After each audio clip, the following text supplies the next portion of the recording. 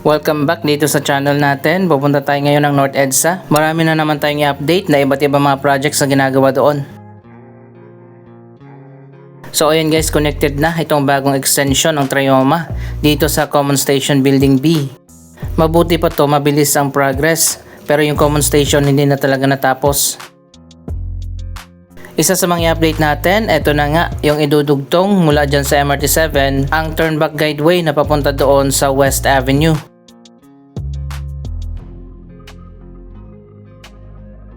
Hanggang dito pala yung station building ng North Avenue Station ng MRT7. Dito na yan sa intersection ng North Avenue at EDSA.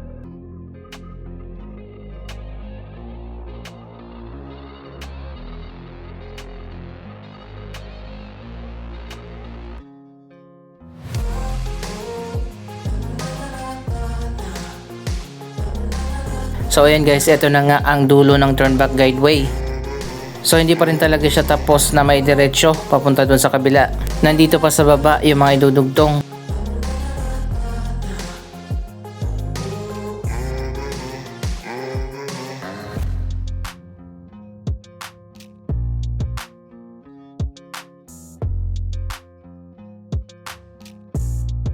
By the way, limited lang yung oras na pwede nilang gawin ito. Every 10 PM lang hanggang 4 AM kung saan sinasara yung ilang bahagi dito sa may EDSA at North Avenue.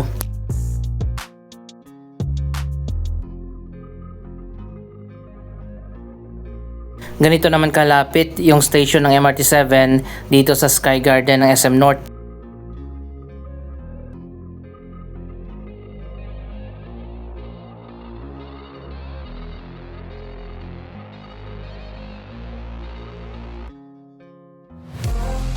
Siguro by next week nakatawid na yan papunta doon sa West Avenue.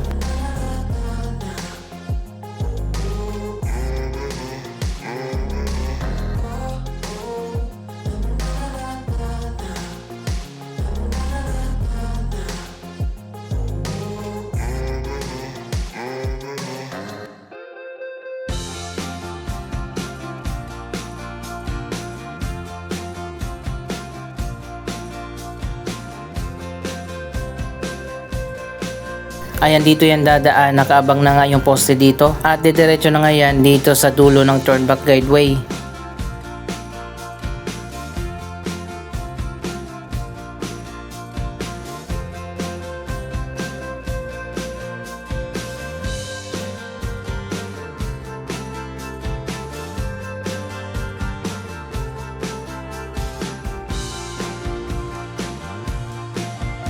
Isang taon at mahigit na lang inaasahan na magiging operational ang 12 na mga station ng MRT7. Sa year 2027, inaasahan na magiging operational yan at ang dalawang station naman ay magiging operational sa year 2028 at 2029.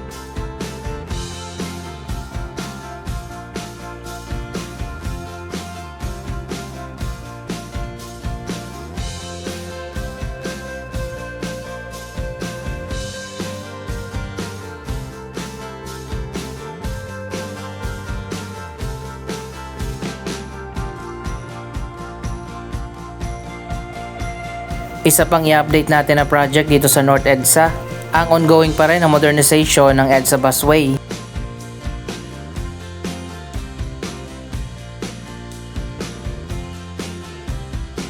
Andito tayo sa SM North EDSA Busway Station.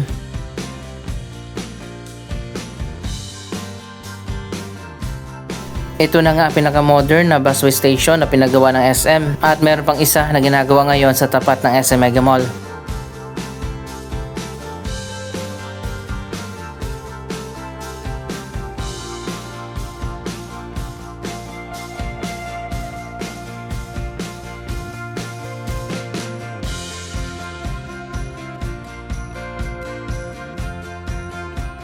Tingnan natin yung North Avenue Station na ginagawa na rin ang modernization.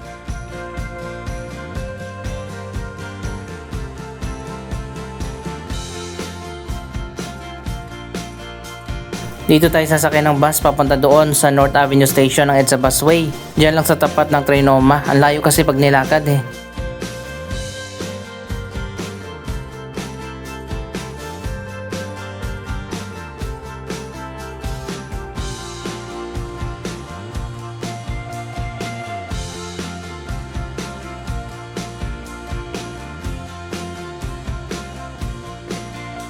Ito sana yung modern design na gagayahin sa modernization at sa busway. Pero nakita naman natin yung pinagawa ng Department of Transportation, mas pinasimple lang ang design.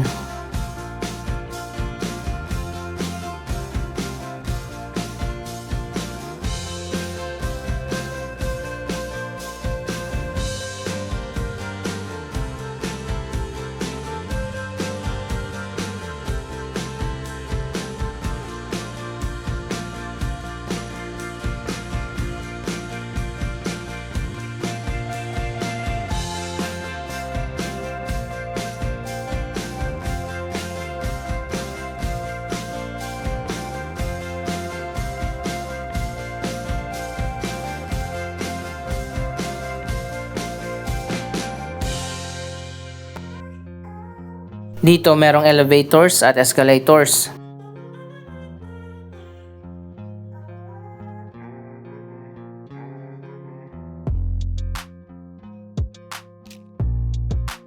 Samantala yung pinagawa ng Department of Transportation, elevator lang, walang escalator.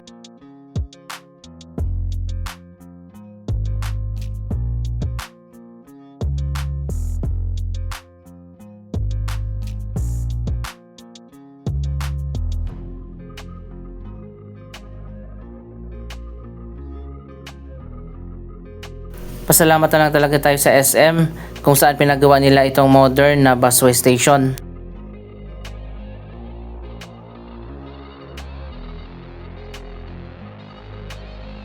At eto na nga, nandito na tayo sa North Avenue Station. Sinarado na nga sa ngayon itong sakayan at babaan para sa ongoing na modernization.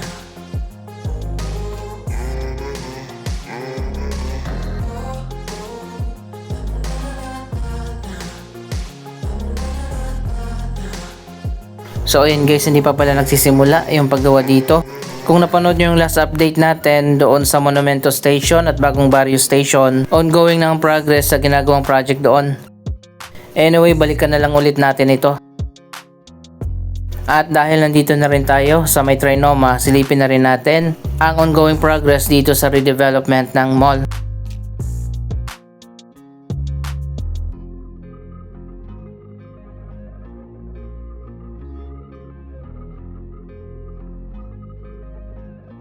Natapos na nga ang renovation dito sa atrium. Ayan, makikita nyo naman maganda na at bago na ang design.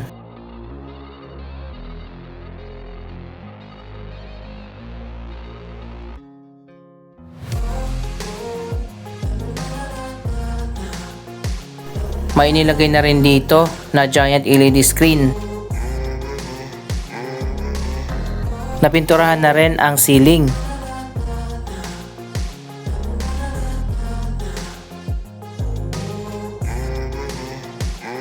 May pickleball court na rin dito sa gitna.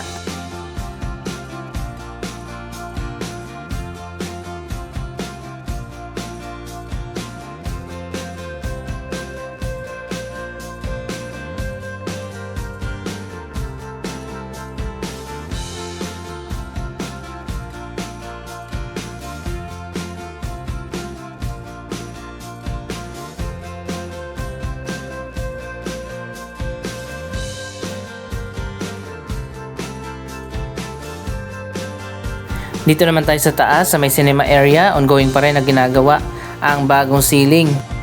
At may bago na ring design dito sa mga poste.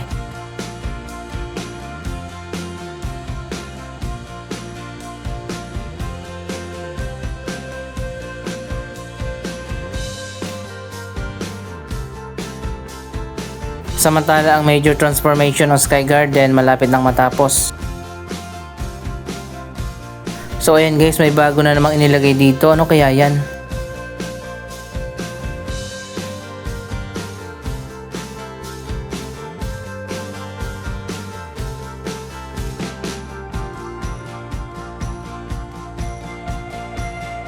Siguro isang bagong atraksyon dito sa taas.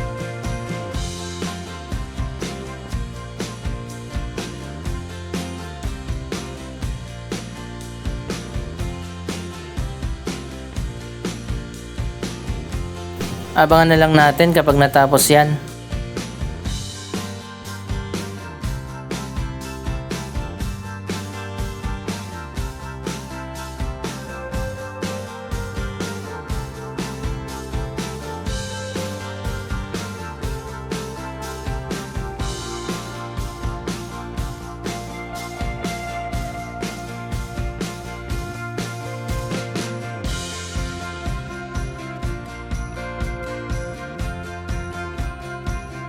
Sa ngayon ito na lang ang hindi pa natatapos.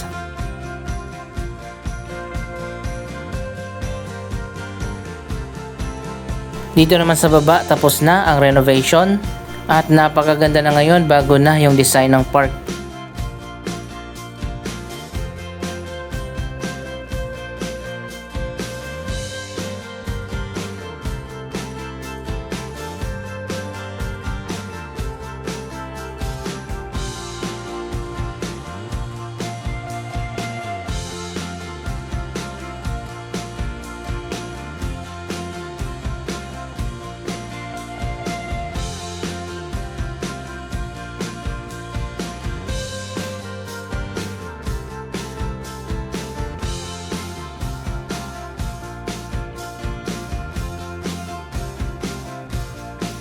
Hindi pa rin siya binubuksan kahit natapos na.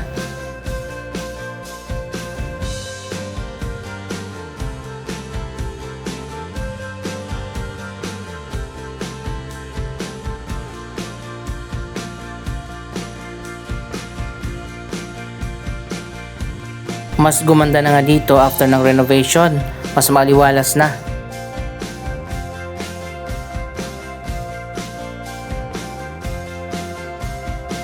Dito naman sa Mindanao Avenue entrance, tingnan natin.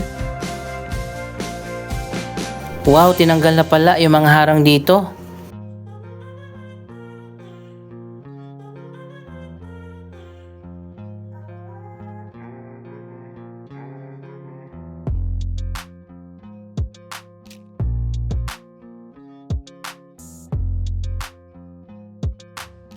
Wow, mukhang tapos na pala dito.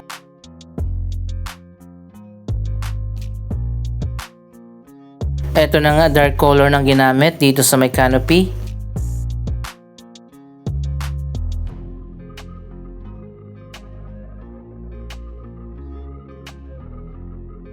Ito na nga ba yung magiging common sa mga Ayala Malls? Kung napanood nyo yung bagong bukas na Ayala Malls Arca South, ganyan din yung kulay ng ceiling.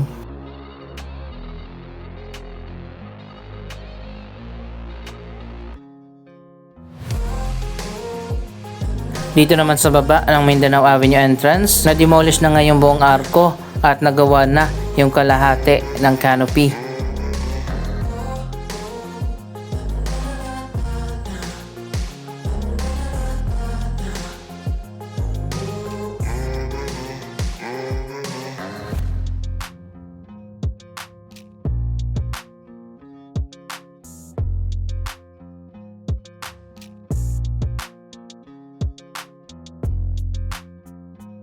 Magiging dark color na nga ang mga canopy dito. Sa bagay, less maintenance kapag ganyan at hindi halata kapag madumi na.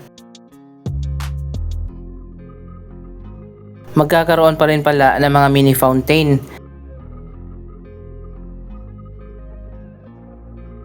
Ito na nga yung dating fountain area. Tinanggal na pero ngayon naging open space na dito.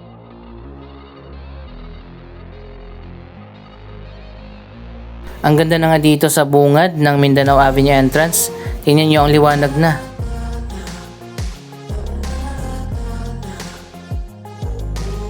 Ganon din dito sa baba, dark color din ang ginamit.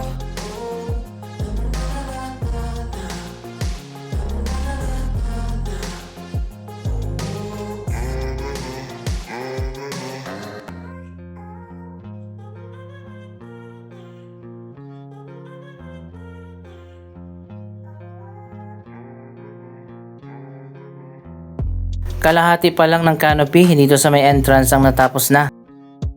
Pero dito sa taas tapos na yung renovation.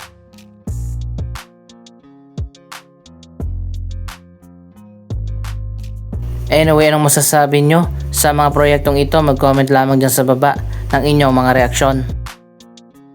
Maraming salamat sa inyong panonood. Huwag kalimutan na i-like, i-share ang video ito at mag-subscribe. Thank you for watching!